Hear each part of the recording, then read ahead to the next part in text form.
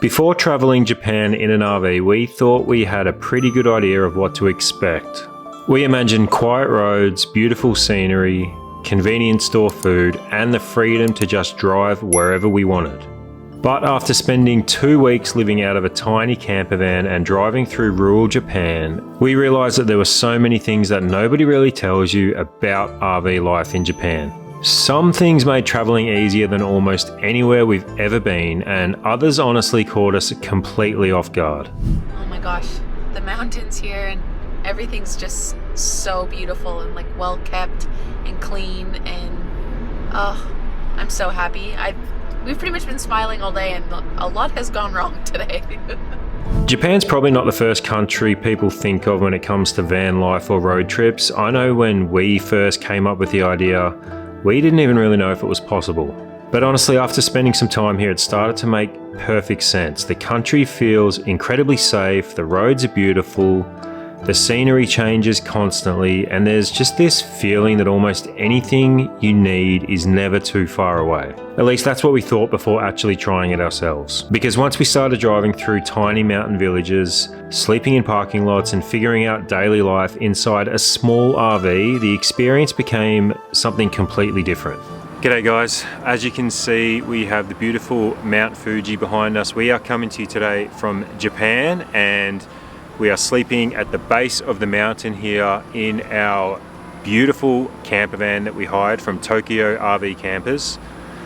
And in today's video, we're going to be giving you a complete tour of our RV that we hired for 2 weeks here in Japan. So I'm going to give you a quick tour of the inside of the camper van. It's quite small, but actually quite roomy at the same time. It has enough room for probably up to 6 adults, honestly, even though that would be tight. A family of 2 adults plus 2 or 3 kids, honestly, is perfect.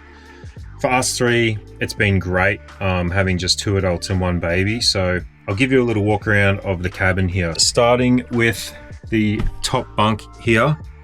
This is enough space for all 3 of us to sleep in, believe it or not. We've actually been sleeping in this, all of us together, for the entire trip. I did start down here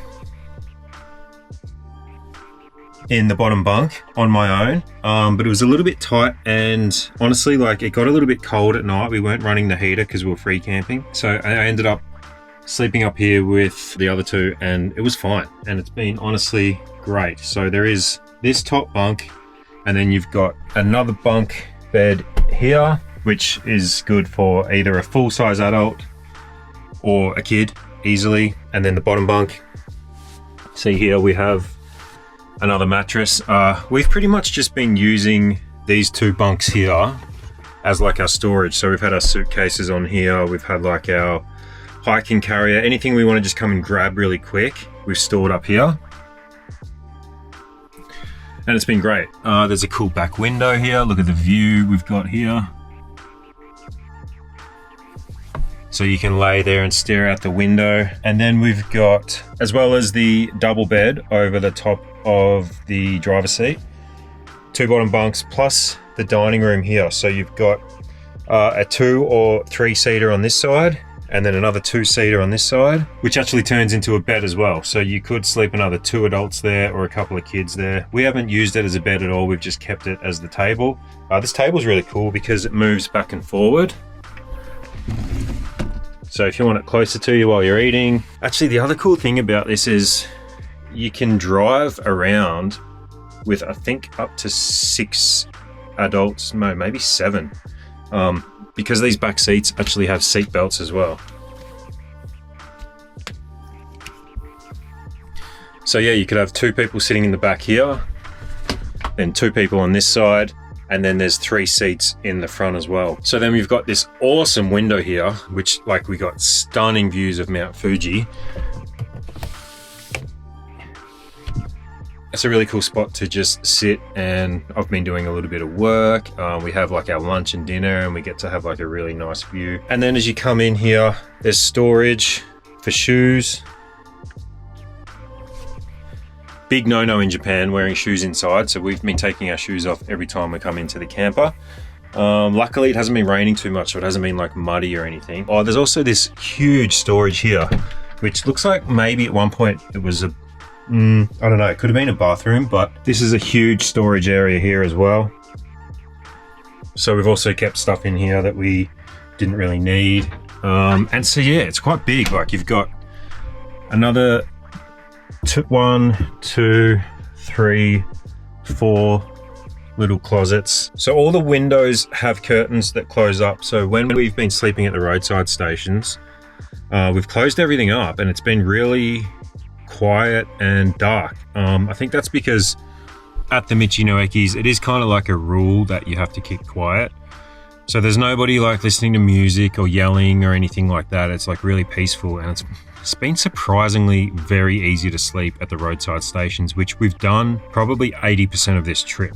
One thing that really surprised us on this trip is just how well we were able to sleep in the RV. Normally when traveling, sleep can be pretty hit or miss, especially in Asia. Sometimes it's traffic noise, people moving around outside, music, air conditioning units humming all night, or just being in a different environment every few days. Before this trip, Fitnexa sent us their Somnipods 3 earbuds to test out, and the biggest thing that I've noticed personally is that I can actually sleep on my side with them in.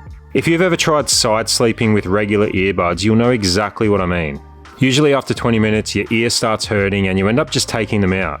These are ultra slim and they're designed specifically for sleeping, so I've been able to wear them comfortably throughout the night. They also have active noise cancelling, which helps reduce things like traffic noise, snoring, or air conditioning hum, which is especially useful when you're traveling and sleeping somewhere new every night. In Southeast Asia, it is not always quiet. As you can see, it is 6 o'clock in the morning. There's been a wedding going on literally right outside our window for the last 4 days.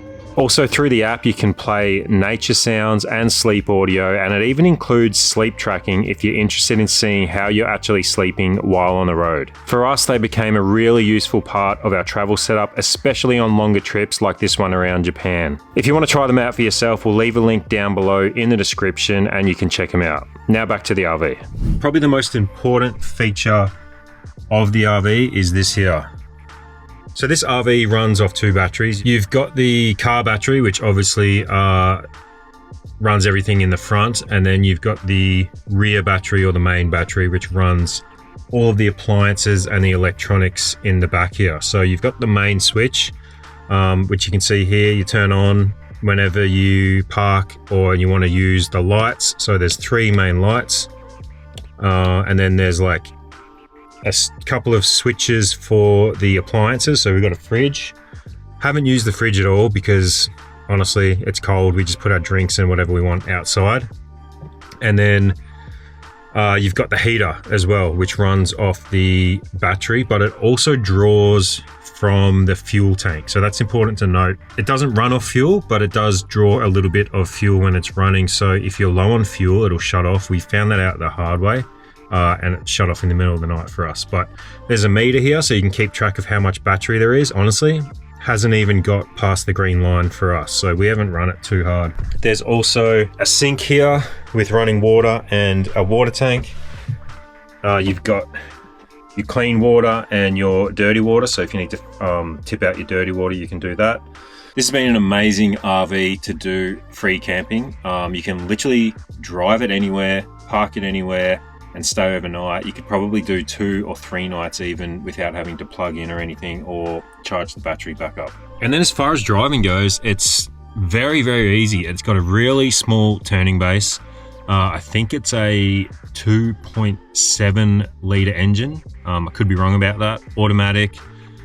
Absolutely no problems driving through cities or small towns, narrow places. It's not that big. It feels a lot bigger on the inside than it actually is on the outside. So I'd highly recommend, if you're going to rent a camper van from Tokyo RV Campers, this model is definitely the go. If you've got more than 2 people, if you've got kids especially, but even if there's just 2 of you, like, it's very, very roomy and has everything you need and super easy to drive. Okay, so one of the biggest surprises was honestly just how easy it is in Japan to travel in an RV. We're super impressed with this RV. Like, we've done van life and RV life many times in our years together.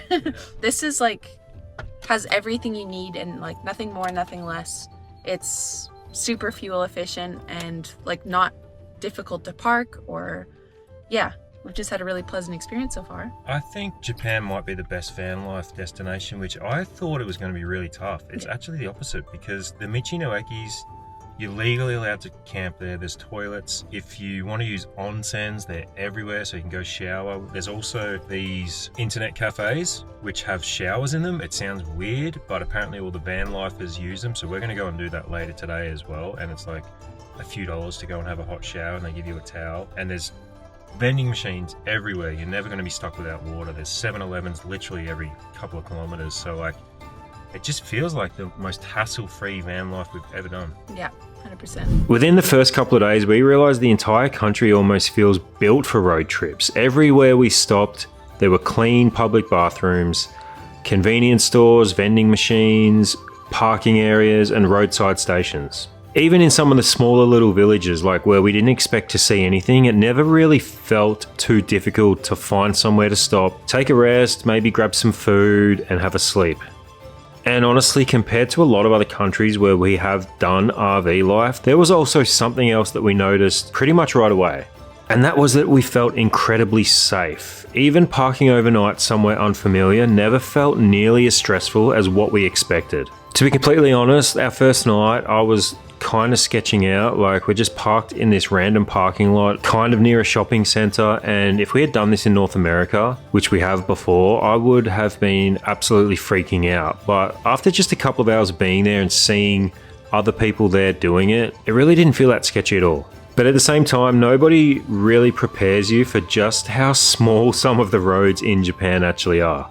Especially once you leave the cities and start heading into the little villages. There were some moments where we genuinely questioned whether we were even supposed to be driving on these little roads. Like, I'm talking about tiny mountain roads with blind corners, villages barely wider than the RV itself, and unlike countries built around big highways and wide roads, Japan can sometimes often feel designed around compact spaces, and at times it was a little bit stressful, but weirdly it also became a part of the experience.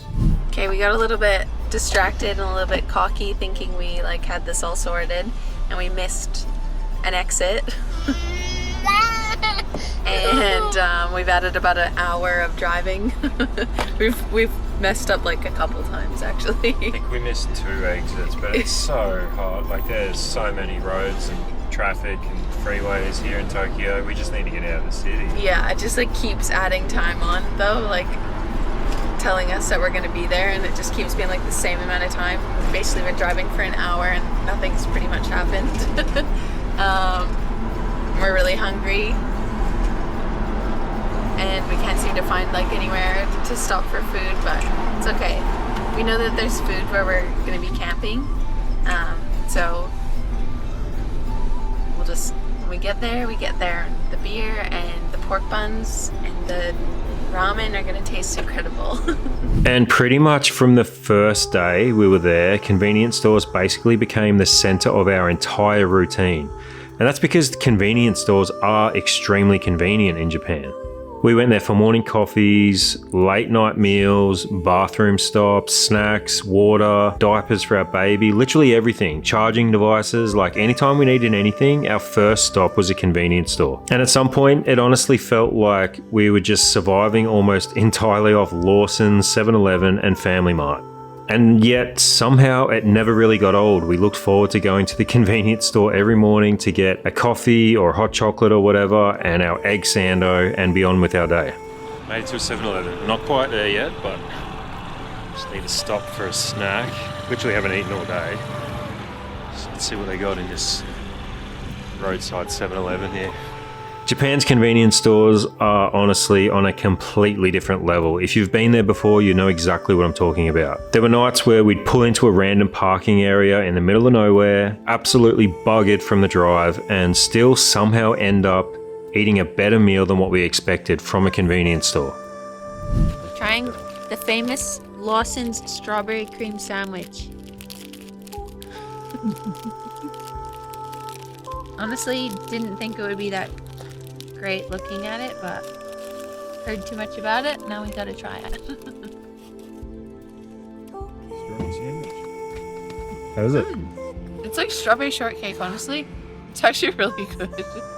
Something nobody really talks about is how strange it feels sleeping in random places at first. The first few nights especially, you become like hyper aware of every little sound that's going on outside, every passing car, every little movement. There's this weird feeling of asking yourself, are we actually allowed to be here? But slowly that feeling started to disappear, and eventually waking up surrounded by mountains and forests or tiny Japanese towns became one of the best parts of the entire trip.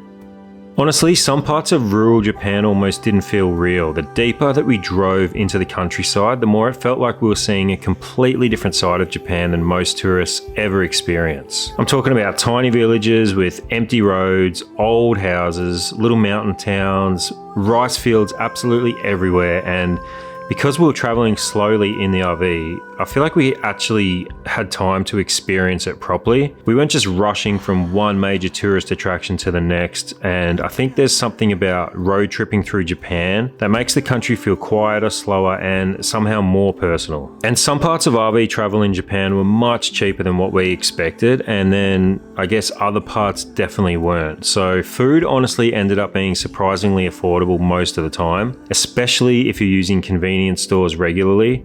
But things like fuel and toll roads can add up pretty quickly once you start driving long distances, and that's probably one of the biggest things we learned during this trip. RVing through Japan isn't necessarily the cheapest way to travel here, but it might actually be the most convenient. By the end of our trip, the thing we loved the most wasn't really the RV itself, it was the freedom that came with it. Being able to stop whenever something looked interesting, changing plans halfway through the day, finding random places that we never would have visited otherwise. It completely changed the way we experienced Japan, and instead of feeling like tourists rushing between destinations, it started to feel like we were actually traveling through the country, and that's what we really loved about it. Wow, starting our morning at the river, not the worst idea ever. It's so pretty down here, perfect weather. We're pretty much the only ones here. We've seen like 2 other people. We just saw that there's like a little coffee stand. We're gonna go see if it's open. It's in the cutest spot. Most unsuspecting thing to be there, but I love it. Oh, the weather, sunshine. This might be my favorite weather. A little bit cold, but sunny. It's the best.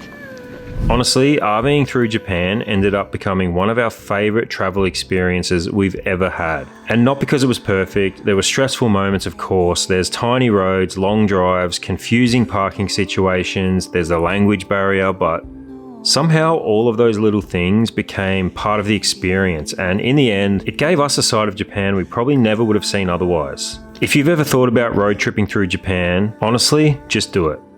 Okay, and before we go, we're going to give you 5 quick tips for traveling across Japan in an RV. Number 1 is using Michi-no-Ekis, which are roadside stations. These are free roadside rest stops, and they're one of the best parts about RVing in Japan. Pretty much all of them have bathrooms, food, parking, and even onsens nearby. Number 2, you don't need to cook your own food. We actually paid a little bit extra for our RV and got the full cooking setup. We never used it once. We ate at the convenience stores or cheap restaurants for pretty much every meal. It just didn't make sense for us to go shopping and waste time cooking food. It actually ended up being much cheaper not cooking. Avoid driving in major cities as much as possible.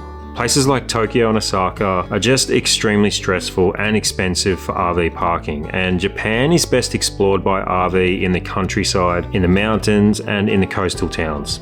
Don't rely on cashless payments everywhere. Even though Japan's modern, a lot of places like campgrounds and fuel stations, rural restaurants still prefer cash and only accept cash. So, especially outside major cities, do not rely on using your card everywhere. And finally, leave extra time for the unexpected. Some of the best parts of Japan are the random places you find while driving. Think about tiny little ramen shops, hidden onsens, roadside temples, and quiet mountain villages. We rented our RV from Tokyo RV Campers. They were extremely helpful. We highly recommend them. We'll leave a link down below in the description.